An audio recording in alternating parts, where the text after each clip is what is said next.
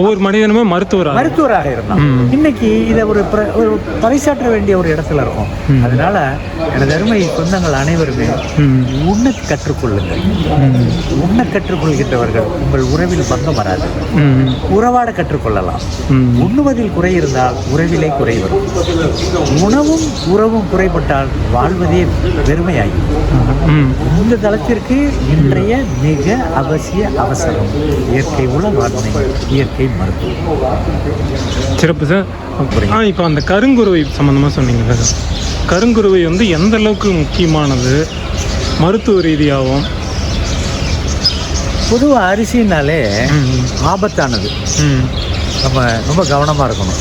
எது உங்களுக்கு நன்மை தரக்கூடியதுன்னு இனம் கண்டுட்டோமோ அதை ரொம்ப கவனமாக கையாளணும். Too much of anything is good for நத்திங்னு ஒரு பழமொழி இருக்குது. அப்போ நம்ம அரிசி அப்படின்னா அது உயிர் காக்குங்கிறதுல மாற்றம் கிடையாது. அப்போ அதை ரொம்ப கவனமாக எடுத்துக்கணும். இப்போ கருங்குருவை நீங்கள் கேட்குறீங்க. நம்ம மண்ணில் தமிழ்நாடுன்னு வச்சுக்கோங்க. தமிழ்நாட்டில் எல்லா விதமான கலர்லேயும் அரிசி இருக்குது. கருப்பு கலரில் இருக்குது, சிகப்பு கலரில் இருக்குது, பழுப்பு நிறத்தில் இருக்குது, கருநீலம், இண்டிகோ, பர்பிள்னு சொல்லுது, பெருங்கார் அந்த மாதிரி இருக்கும் இருக்குது. பச்சை பிஞ்சு, பச்சை நிறத்தில் இழுப்பப்பு சம்பா இருக்குது, மஞ்சள் நிறத்தில் இருக்குது, வெள்ளை நிறத்தில் இருக்குது. இதெல்லாமே மரபு நிறங்கள். அதை மருத்துவத்தில், இயற்கை மருத்துவத்தில் குரோமோதெரப்பின்னு சொல்லி நிற சிகிச்சைன்னே இருக்குது. அந்த நிறத்தாலேயே சிகிச்சை பண்ணக்கூடியது. அப்போ சிகிச்சைன்னு நம்ம சொல்கிறோம். திருமூலர் கேன்சருக்கும் பிரெயினில் பிளட்டு கிளாட் ஆனதுக்கும் அவர் மருத்துவம் சொல்லலை. அப்போ உணவே மருந்துன்னு சொன்னது கேன்சருக்கு மருந்துன்னு சொல்லலை. நம்ம தப்பாக புரிஞ்சுக்கிறோம். திரும்பி இந்த உடல் பல செல்களால் ஆனது. ஒவ்வொரு செல்லுமே இயங்கணும். அந்த இயங்குகின்ற பொழுது அதை வளர்சிதை மாற்றம், மெட்டபாலிக்னு சொல்கிறோம். அந்த மெட்டபாலிக் சிண்ட்ரோம்னு சொல்லுவோம். வளர்சிதை மாற்ற குறைபாடுகள் என்பது வரும். அது சலிப்பு, அலுப்பு, சோர்வு, கார அமிலத்தன்மையில் பிறழ்வு, இப்படி நிறைய வருது இல்லையா? இதை எல்லாத்தையும் சமன்படக்கூடியதற்கு பேர் தான் உணவு. அதுதான் மருந்து. அப்படித்தான் அதை ஒரு முழுமையான பார்வையில் நம்ம பார்க்க கற்றுக்கணும். அப்போ ஆனால் இப்போ என்ன பண்ணுறாங்கன்னா, இது கேன்சருக்கு மருந்தான், கிட்னிக்கு மருந்தான், அதெல்லாம் ஒரு முழுமையான பார்வை கிடையாதுங்கிறத நான் பதிவு பண்ண விரும்புகிறேன். அப்போ கருங்குருவை அப்படின்னா எனக்கு தெரிஞ்சு நம்ம மண்ணில் அல்டிமேட் ரைஸ்னால் அதை தான் சொல்லலாம். கருங்குருவைக்கு இணையாக நான் எந்த அரிசியும் சொல்கிறதுக்கு இல்லை.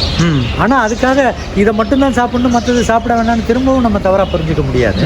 ஏன்னா ஒரு மாம்பழம் நல்லா இருக்குது அப்படின்னு சொன்னீங்கன்னா அப்போ கொய்யாப்பழம் நல்லா இல்லையாங்கிறது மாதிரி வாழைப்பழம் நல்லா இல்லையா மாதிரி ஆகிடக்கூடாது. கருங்குருவையில் என்ன பிரத்யேகமான விஷயம்னு கேட்டிங்கன்னா, அதோடைய நிறமே ஒரு பிரத்யேகம். கருப்பு கலரில் இருக்கு இல்லையா? கருப்பு கலரில் இருக்கக்கூடிய அரிசினாலே ஆந்தோசைனின்னு சொல்லக்கூடிய ஒரு நிறம் சார்ந்த ஒரு விஷயம் அதில் நிறையா இருக்கிறதுனால நிச்சயமாக அது புற்றுநோய்க்கு மருந்து.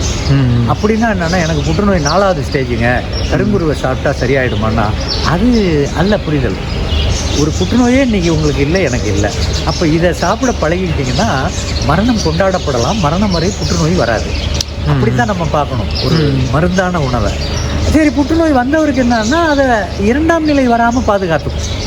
செகண்டரிஸ்ன்னு சொல்லக்கூடிய வராமல் பாதுகாத்துக்கும். அப்போ இந்த செல் மெட்டபாலிசத்தில் பிறழ்வு இருக்கிறத மிக சரியாக சரி பண்ணுறதுனால தான் அதற்கு புற்றுநோய் தடுப்பான்னே சொல்லலாம்.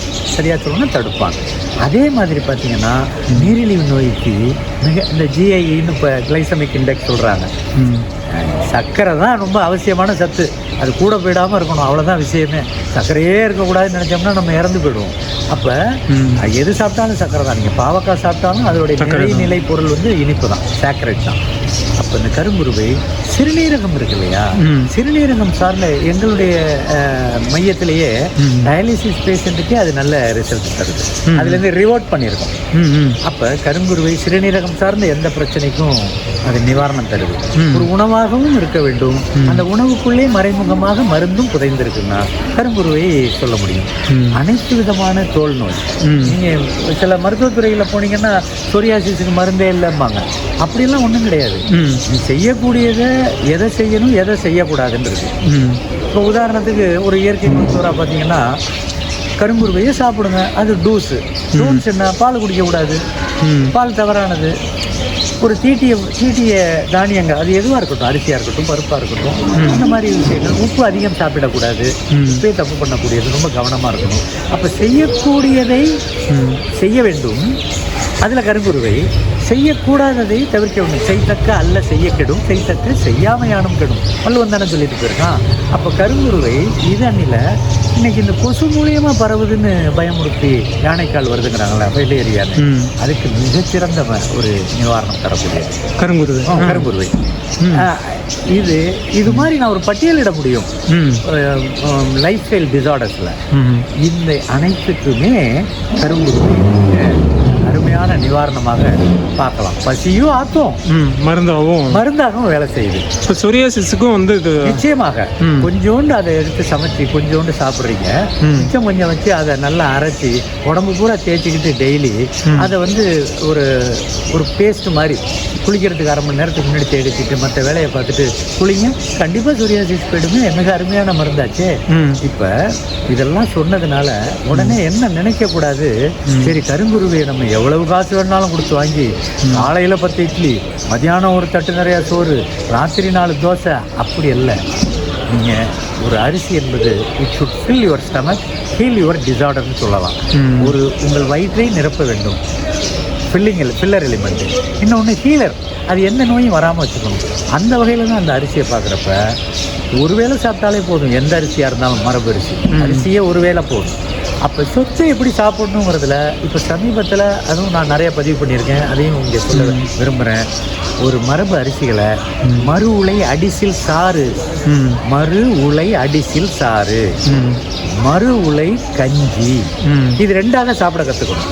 மறு உலை கஞ்சி என்றால் அடுத்த நாள் அந்த சாதம் இருக்கு இல்லையா, அந்த ஊர்னது பழைய சோறுன்னு சொல்கிறோம், நீராரம்ங்கிறோம் இல்லையா, சிறிது சோறும் அந்த நீருமாக சாப்பிடுவது மறு உலை கஞ்சி. மறு உலை அடிசில் சாறு என்பது பர்ஃபெக்ட் மெடிசன்.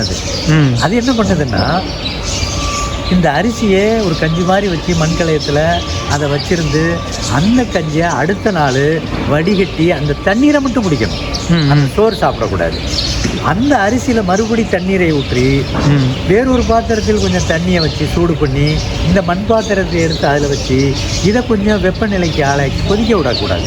மறுவுளை கஞ்சி தயாரிக்கும், மறுவுளை கஞ்சி அடிசில் சாறு, அதை எடுத்து வச்சுட்டு அடுத்த நாள் காலையில் அதை முகர்ந்து பார்த்து நல்ல மனம் வருது, தண்ணி பார்க்குறப்ப கெடாமல் இருக்குது அப்படின்னா அதை இழுத்து ஒரு டம்ளர் அந்த தண்ணீரை குடிக்கிறீங்க. அதில் இல்லாத அனைத்து ஊட்டச்சத்தும் இருக்குது. 2 ஆங்கில வார்த்தையை சொன்னால் அது ப்ரீபயோட்டிக்காகவும் வேலை செய்யும், ப்ரோபயோட்டிக்காகவும் வேலை செய்யும். அப்போ 2 உங்களுக்கு புற்றுநோய் இருக்குது, ப்ரோபயோட்டிக் சப்போர்ட் பண்ணும். ஒரு ப்ரீபயோட்டிக் எல்லா குடல் வாழ் நுண்ணுயிர்களை பூரா அங்கே பெருக்கக்கூடிய மிக அருமையான வேலையை ப்ரீபயோட்டிக் செய்யுது. அது மருத்துவ ட்ரேஸ் எலிமெண்ட்ஸு, சில ஸ்பெஷல் அல்கலாய்ட்ஸ் வந்து கருங்குருவையில் மாப்பிளச்சம்பால் இருக்கிறதுனால அதுவும் மருந்தாக வேலை செய்யுது. அப்போ அந்த சோத்தை தவிர்த்து அந்த ஊறுன சாறு, எலுமிச்சம்பழத்தை புழிஞ்சி சாறு குடிக்கிறோம்ல, எலுமிச்சம்பழத்தை தோலை திங்கிறோமா, தோலை இப்படி திங்கலை தானே, அதே மாதிரி அரிசியை எலுமிச்சம்பழமாக நினச்சிக்கிட்டு அது ஊர்ன தண்ணியை வடிகட்டி மட்டும் டெய்லி குடிச்சிங்கன்னா எந்த நோயிலிருந்தும் விடுதலை நிச்சயமாக என்னால் சொல்ல முடியும். இது நமது மரபு. இதை வந்து ஆங்கிலேயர்கள் ஹைஜின்னு சொல்லிட்டு ஒரு பழைய புத்தகம் 1800 எழுதின புத்தகம், அதில் கூட அவர் பதிவு பண்ணியிருக்காரு ஒரு மேற்கத்திய ஆள். The power house of nutrients, இதே தலைப்பில் the power house of nutrients எதுன்னு சொன்னால் fermented rice water plus fermented vegetable வாட்டருங்கிறார். அப்போ மறு உலை கஞ்சி என்பது பசியாற்று மருந்தாக இருக்கும், மறு உலை அடிசில் சாறு என்பது மிக அருமையாக மருந்தாக வேலை செய்யும். அப்போ காய்கறி என்ன பண்ணுது, அதோட இணைக்கிறாங்க. இதை பரிச்சாத்தமாக இப்போ நிறைய பேருக்கு கொடுத்துருக்கோம், நிறைய வியாதியிலேருந்து நிவாரணத்தோடு இருக்காங்க. கிளினிக்கல் ஃபைண்டிங்கோடு தான் நான் பேசுகிறேன். நாட்டு காய்கறிகளை, இயற்கை வழியில் விளைவித்த காய்கறிகளை ஒரு 5-6 எடுத்து நீங்கள் உங்கள் வீட்டில் வச்சுருந்தா கூட கழுவிட்டு அதை நறுக்கி பொடிசாக நறுக்கி அதை ஒரு மண் கலயத்தில் தண்ணீரில் ஊற வச்சு அந்த தண்ணியை தினசரி 7 நாளைக்கு குடிச்சிட்டு 7 நாள் கழித்து இந்த காயை தூக்கி போட்டு மறுபடியும் காயை நறுக்கிக்கலாம். 1/4 கிலோ காய் போதும் வீட்டில் 5 பேருக்கு. அப்போ காஸ்ட் எஃபெக்டிவ். பல பிரச்சனைக்கு நீங்கள் போய் மருந்து கடையில் ஒரு பிளிஸ்டர் பேக்கில் வாங்கக்கூடிய மருந்து உங்கள் உடலை மேலும் சிதைக்கும். எப்பிள்ஸ் பிரிங்ஸ் இல்லைன்னு சொல்லலாம். ஒரு மருந்து பல வியாதிகளை உண்டு பண்ணக்கூடிய இருக்கும். ஆனால் இது பாருங்கள், ஒரு மரபு அரிசி ஊறிய நீரும் மரபு காய்கறிகள் ஊறிய நீரும் பவர் ஹவுஸ் ஆஃப் நியூட்ரன்னு வெளிநாட்டுக்கான சொன்னாங்கல்ல, நம்மளே அதுதான் செய்வோம். அதனால தான் ஔவையார் பாடுறாங்க, கத்திரிக்காவை பாடுறாங்க. வரகரிசி சோறும் வழி துணங்காய் வாட்டும் முரமுரணவே குளித்த மோரும் எவ்வளோ அருமையான பாடல் பாருங்கள். புளிக்காத ஒரு மோர், கத்திரிக்காய், வரகரிசி, அந்த நாட்டையே எழுதி கொடுத்தாலும் அதுக்கு ஈடாகாதுங்கிறாங்களே. அப்போ உடல் நலத்தில் மனநலத்தில் health is nothing but physically மென்டலிங்கிறான். ஒரு மனமும் உடலும் இணைந்திருக்கு. அதெல்லாம் திருமூலர்னு சொல்கிறார். அப்போ இது எங்கே நம்ம சம்பாதிக்கிறோம் அப்படின்னா, மிக எளிமையாக செலவில்லாமல் மரபு வித்துக்களிலிருந்து வந்த தாவரங்களை வேறு எது பிடிச்சிருந்தாலும் அதுலேருந்து எடுத்துக்கணும். அப்போ இதில் கெட்டு போயிடுச்சான்னு நம்ம பார்க்குறோம். அந்த பவர் ஹவுஸ்ன்னு சொல்ல ஃபெர்மெண்டட் ஊறிய நொதித்த அரிசி தண்ணீரும் நொதித்த காய்கறி தண்ணீரும் கெட்டு விட்டதான்னு பார்க்கணும். பேத்தஜெனிக் ஆர்கானிசம் இருக்கா, வெயில் அடிச்சிருக்கா, இல்லை உஷ்ணம் நேரடியாக போயிருந்து கெட்டு போயிடும். அப்படி இருந்தால் அதை மட்டும் அப்புறப்படுத்திட்டு இதை பத்திரமா வச்சுருந்து வீட்டில் எல்லோரும் சாப்பிடலாம். இதுக்கு ஆண்பாலா பெண்பாலா, வயதானதா சிறு வயதா, நோய்வாய்ப்பட்டவரா நோய்வாய்ப்படாதவரா, யார் வேண்டுமானாலும் சாப்பிடலாம். இன்ஃபில்லரில் சொட்டு சொட்டாக குடிக்கிற வயதாக இருந்தால் கூட கொடுக்கலாம். நிறையா படுக்கையில் இருக்கிறவங்களா இருந்தாலும் கொடுக்கலாம். அப்போ இது ஒரு முக்கியமான பொருள். அப்போ அரிசி என்பது கருங்குருவியை சமைத்து சாப்பிடலாம். இது மாதிரியும் சாப்பிடலாம். கூடுதலாக இன்னொன்று அதில் சொல்லிடுறேன்.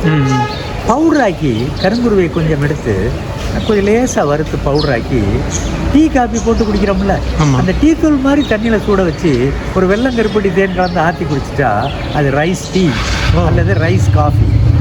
அடுத்தது அதே மாதிரி பொடி பண்ணி வச்சுக்கிட்டு கொஞ்சம் அதை தண்ணியில் போட்டு வெஜிடபிள்ஸு, கீரை இந்த மாதிரி ஏதாச்சும் போட்டு இந்த ரைஸ் வெஜிடபிள் சூப்பாக குடிக்கலாம் சூடாக. அதே மாதிரி கறிகாய் கூட்டு பண்ணுறோம், ஒரு புடலங்காய், சவு இப்படியெல்லாம் பண்ணுறீங்க. அதில் ஒரு ஸ்பூன் இந்த கருங்குரு பவுடர் எடுத்து அதில் அப்படியே மேலே தூவி அதை கிளறி சாப்பிட்டுக்கலாம். எவ்வளவு ஆனந்தமானது! அரிசியை மிக அருமையாக நம் உடலுக்கு சேர்க்க வேண்டிய பொறுப்பு அரிசியை உற்பத்தி பண்ணுகின்ற பொறுப்பை விட அதிகமானது, அரிசியை சந்தைப்படுத்துவதை விட அதிகமானது. அப்போ உற்பத்தி பண்ணுறதுல கவனம் வேணும், அதை சந்தைப்படுத்தி இதுதான் அந்த பொருளாங்கிற அந்த புரிதலை புரிஞ்சுக்கணும். அதை எதை எப்படி எதோட சாப்பிட்ணுங்கிறது இருக்குது. அரிசியை குறைச்சி சாப்பிட்ணுன்னா இப்போ நான் சொன்ன வழியில் இருந்தால் அரிசியோட அளவு குறையும், காய்கறிகளை கூட இருக்கும். அரிசி ஒரு 10 கிராம்னு வச்சுக்கோங்க, காய்கறி 40 கிராம் எடுத்துக்கணும். அப்போ 3 மடங்கு அதிகம் வேணும். அப்படி எடுத்திங்கன்னா அரிசி அருமருந்தாக இருக்கும். அது காய்கறிகளுடன் கீரையுடன் சேர்ந்தால்தான் பர்ஃபெக்ட் வினை புரியும். வெறும் அரிசியை இட்லி செஞ்சு வச்சுக்கிட்டு ஒரு மிளகா சட்னி வச்சுட்டு சாப்பிட்டோம்னா நமக்கு சர்க்கரை தான் திருப்பி ஏறும். அகைன் திருப்பி நம்ம புரிதலில் குறைபாடு இருக்கே தவிர அரிசியில் குறையலை. இன்றைக்கி அலோபதி மெடிசன் சிஸ்டம் ஆஃப் மெடிசன்ஸில் இருக்கக்கூடிய நிபுணர்கள் பொறுப்புடன் என்ன சொல்கிறாங்க, நீங்கள் அரிசியை தவிர்த்துருங்க, அதனால தான் சர்க்கரை ஏறுதுங்கிறாங்க. அவங்க சொல்கிறது உண்மை. அவங்க என்ன சொல்லியிருக்க அவங்களுக்கு தெரியல, தீட்டப்படாத அரிசின்னு ஒன்று தெரியல. அப்போ தீட்டின அரிசி தான் சாப்பிட்றாங்க, அரிசி அப்புறப்படுத்துங்கிறாங்க. அப்போ அவர்கள் என்ன சொல்லியிருக்கலாம்? சில மருத்துவர்கள் சொல்கிறாங்க, நீங்கள் மரபு அரிசியை தீட்டாத அரிசியை சாப்பிடுங்கன்னு சொல்லியிருந்தால் அந்த பிரச்சனை வந்திருக்காது.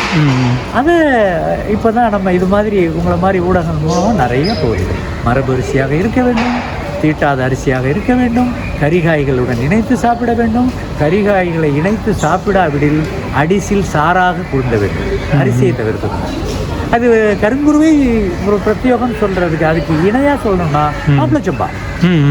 நீங்கள் நிறைய பார்த்தீங்கன்னா இன்றைக்கி குழந்தை பேரை பற்றி பேசுகிறோம், அது கொழுப்பு சத்து கம்மியாக இருக்குங்கிறோம், பாதாம் சாப்பிடு, பிஸ்தா சாப்பிடு, முந்திரி சாப்பிடுங்கிறோம். இது எதுவுமே சாப்பிட வேணாம், அதெல்லாம் மாப்பிளச்சம்பாவில் இருக்குது.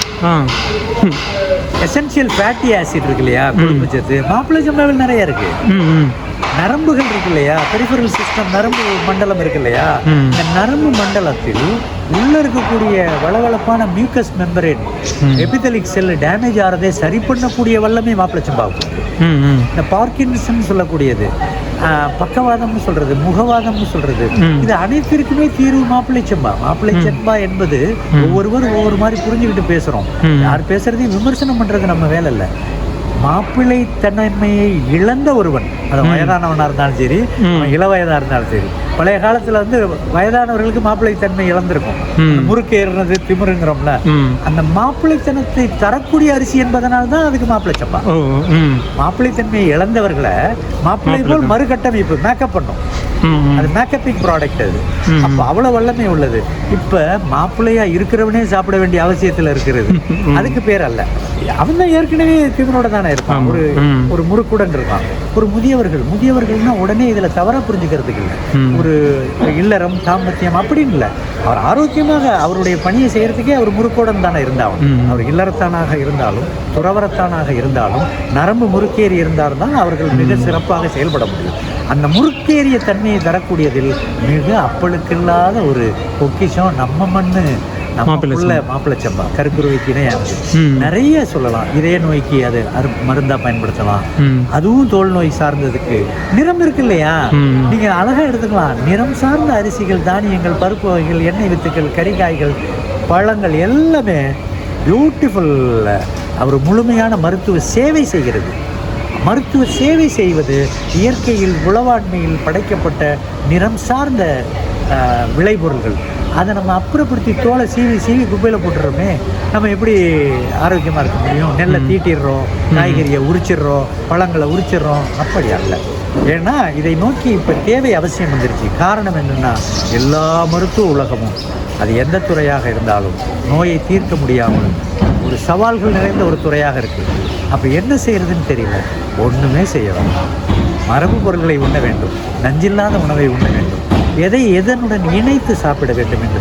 அரிசி, பருப்பு, காய் எல்லாமே சாப்பிடலாம். அந்த ப்ரொப்போர்ஷன் இப்போ வாத்தியார் வச்சு சொல்லித்தர வேண்டியதாக இருக்குது. பழைய காலத்தில் வாத்தியாராக இல்லாமல் ஒவ்வொரு மனிதனுமே ஆசிரியனாக, ஒவ்வொரு மனிதனுமே மருத்துவராக இருந்தான். இன்னைக்கு இதை ஒரு பறைசாற்ற வேண்டிய ஒரு இடத்துல இருக்கும்.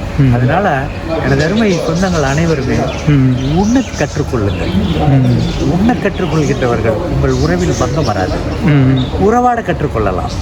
உண்ணுவதில் குறை இருந்தால் உறவிலே குறை வரும். உணவும் உறவும் குறைபட்டால் வாழ்வதே வெறுமையாகி. இந்த தளத்திற்கு இன்றைய மிக அவசரம் இயற்கை உளவாண்மை, இயற்கை மருத்துவம். சிறப்பு சார்.